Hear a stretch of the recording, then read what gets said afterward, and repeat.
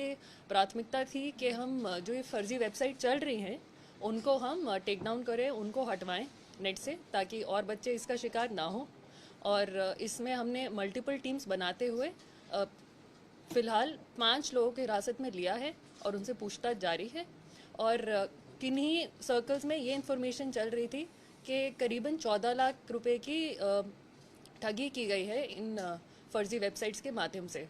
मैं आप लोग को क्लैरिफाई करना चाहूँगी कि ये जो 14 लाख का फिगर है, ये वेबसाइट्स पे कितने लोगों ने सर्च किया या फिर विजिटर काउंट, ये दिखाया जा रहा है और इसकी भी कोई पुष्टि नहीं की जा सकती कि कितने लोग असल में इस वेबसाइट को एक्सेस करें। सिर्फ 77 लोगों ने रजिस्टर किया था और कुल मिला के करीबन 22,000 रुपये उन्होंने एज रजिस्ट्रेशन फ़ीस दी है। तो हमारी अभी जांच चल रही है और हमारे साथ HSSC के मेंबर भूपेंद्र सर भी हैं, और यदि वो इस पर कुछ प्रकाश डालना चाहें सर। नहीं, हमारा तो जो पहला स्टेप था, जैसे ही जानकारी आई और कमीशन की तरफ से बैक एंड पर जो टीमें सोशल मीडिया के माध्यम से जो जानकारियां आ रही थी उन पे लगी हुई थी, तो ये जानकारी आते ही हमारे कमीशन ने एक्शन लिया और हमने पुलिस में कंप्लेंट की और पुलिस ने तुरंत कार्रवाई करते हुए उन 5 लोगों को गिरफ्तार किया है जो इस ठगी में सम्मिलित थे। कब से हो रहा था? 3 दिन पहले से स्टार्ट हुआ। आपको कैसे पता लगा? Same day. किसी कैंडिडेट ने बताया? हमारी अपनी बैक एंड पर टीम है जो सोशल मीडिया पर हमारे चेयरमैन आदरणीय हिम्मत सिंह जी सब अभ्यर्थियों को बार बार कैसे फॉर्म भरा जाए, कैसे किया जाए, सोशल मीडिया के माध्यम से अभ्यर्थियों के टच में थे। वहाँ से हमें जानकारी आई और हमने ये एक्शन लिया। तो जो इन्होंने साइट तैयार की, वो आप जैसी मेल खाती थी, कैसे वो एक कैंडिडेट उस पर विश्वास कर रहा था? कोई आपकी तरफ से कोई कॉशन नहीं दी गई? नहीं, हमने तो बार बार अभ्यर्थियों को कहा है सोशल मीडिया के माध्यम से भी कि साइट पर जो हमारा लिंक है उसी के थ्रू आप लोग अप्लाई करें, लेकिन फिर भी 77 लोग वहां गए हैं, तो कुछ बच्चे हो सकते हैं जिन्होंने वहां जाकर किया है। पिछले जो 5 लोग गिरफ्तार किए हैं पुलिस ने, तो ऐसी एप्रीहेंशन है कि कोई कैंडिडेट ही हो सकते हैं, कोई ऐसा कोई गैंग है जो इस तरह की चीज़ें कर रहा है? अभी जी हमारी पूछताछ चल रही है, तो उनको अभी हम जैसे 3 लोग हमने गोरखपुर से हिरासत में लिए हैं। एक व्यक्ति फतेहाबाद का है और एक व्यक्ति कुरुक्षेत्र का है। तो 5 से पूछताछ चल रही है साइमल्टेनियसली। तो ये एज अ गैंग ऑपरेट करते थे या क्या था, वो अभी क्लियर हो जाएगा फ्यूचर में। अभी फ़िलहाल नहीं जी, हम थोड़ा सा जांच पूरी अपनी कर लें, उसके बाद हम आप सभी से ये साझा करेंगे। बट आप सभी के माध्यम से हम दोबारा से सभी कैंडिडेट्स को ये आह्वान करना चाहेंगे कि प्लीज़ किसी भी आप ऐसे एग्ज़ाम के लिए सरकारी वेबसाइट पर जाने के लिए इंश्योर कर लें URL में .gov.in, इसी URL पर जाएं और किसी वेबसाइट पे ना जाएं। और सोशल मीडिया पे जैसा कि इन्होंने कहा कि जो चेयरमैन सर हैं वो भी डालते रहते हैं कि करेक्ट URL क्या है, तो प्लीज़ थोड़ी सतर्कता बरतें और इन फर्जी वेबसाइट्स का शिकार ना होए। हाँ, वो तो अभी काम कंटिन्यू। अभी तो 12 तारीख है, उसमें लास्ट डेट 12 तक अप्लाई कर सकते हैं।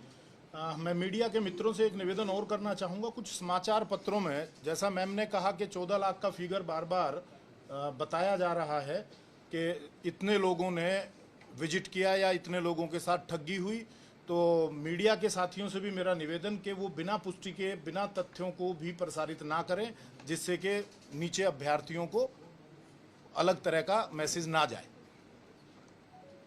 इसमें जो 5 लोग गिरफ्तार किए गए उसमें तो महिलाएं भी शामिल हैं जी, एक महिला है। कुछ बताया है उन्होंने? अभी पूछताछ चल रही है जी। अभी मैं आपसे बहुत सारी इन्फॉर्मेशन अभी धीरे धीरे साझा कर पाएंगे। हो सकता है कि और भी गैंग मेंबर्स हों तो वो सतर्क ना हो। कहाँ जैसा कि मैंने शेयर किया, 3 लोग गोरखपुर के हैं, एक व्यक्ति फतेहाबाद का और एक व्यक्ति कुरुक्षेत्र से। ये ऑपरेट भी वहीं से हो रहा था, गोरखपुर से ही ऑपरेट हो रहा था जी, जो सर्वर की डिटेल्स हैं, जो सर्वर पे रजिस्ट्रेशन की गई थी, वो गोरखपुर से की गई थी। एज ग्रुप 25 से 40 के बीच में है जी।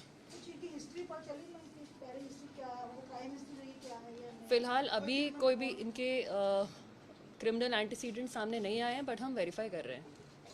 सर, जिस तरीके से अभी ये मामला सामने आया और इस तरह की आशंका बनी रहती है, क्योंकि अब जिस तरह से ऑनलाइन हैकर्स की भी, ऑनलाइन फ्रॉड के कई केसेस आते हैं सामने, तो आपको लगता है आयोग को भी इसके लिए एक अपनी टीम को गठित करना चाहिए? जब भी आप इस तरीके की परीक्षा या एनरोलमेंट मांगते हैं, आवेदन मांगते हैं, तो उससे पहले ही वो सक्रिय हो जाए ताकि ऐसे फ्रॉडस्टर्स को मौका ना मिले उस चीज़ को कैश करने के लिए। देखिए, जैसा मैंने बताया कि आज तीसरा दिन है, यदि कमीशन के एंड पर एक्टिवनेस नहीं होती तो सेम डे कंप्लेंट रजिस्टर्ड नहीं होती। हमारे कमीशन के सेक्रेटरी साहब बैठे हैं, इन्होंने एप्लीकेशन सेम डे जैसे ही आया उसी वक्त हमने पुलिस को इन्फॉर्म किया और ये कार्रवाई 3 दिन में पुलिस ने सक्रियता से भूमिका निभाते हुए उन लोगों को गिरफ्तार किया। सर, ये पैसे कैसे ले रहे थे? मतलब कोई कैंडिडेट से कह रहे थे कि उसी में ही आप दर्ज कराइए अमाउंट, या कैसे कोई पर्ची दी जा रही है? या किसी महिला का अकाउंट नंबर इसमें जारी किया गया था? इसकी जानकारी मैं देना चाहूँगी आप सभी को। तो ये जो फर्जी वेबसाइट्स थी, इसमें वन टाइम रजिस्ट्रेशन करा रहे थे वो लोग सीटेट एग्ज़ाम के लिए, और वन टाइम रजिस्ट्रेशन फ़ी जो चार्ज हो रही थी वो QR कोड के माध्यम से जारी हो रही थी। तो QR कोड पे लोग पेमेंट कर रहे थे और ऐसे वो पैसे साइफन ऑफ कर रहे थे। जी, मैं आप सभी को दिखाना भी चाहूँगी कि वो वेबसाइट्स हम टेक डाउन कर चुके हैं। जी, वो खैर 4 तारीख को ही हो गई थी।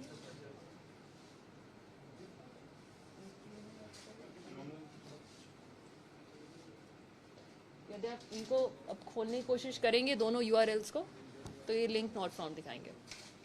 और ये उसी दिन रात को 4 तारीख का ही हो गया था, ताकि कोई और बच्चा, कोई और अभ्यर्थी इसका शिकार ना हो। हाँ जी, और जो QR कोड, जैसा कि वन टाइम रजिस्ट्रेशन फ़ी के लिए था, QR कोड भी उस दिन डिसेबल करा दिया गया था। थैंक यू, शुक्रिया जी।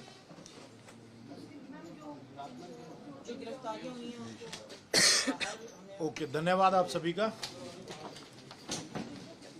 मैम, सुश्री मैम, हमें दूसरे केस के हाँ जी, ma'am just wait for 1 minute, 1 minute will be allowed. Regarding आपकी जानकारी भी दे रहे हैं मुस्लिम। Yes yes yes.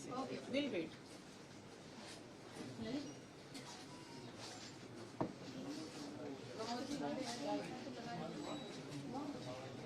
इसका मतलब चाय है, ऐसे नहीं है।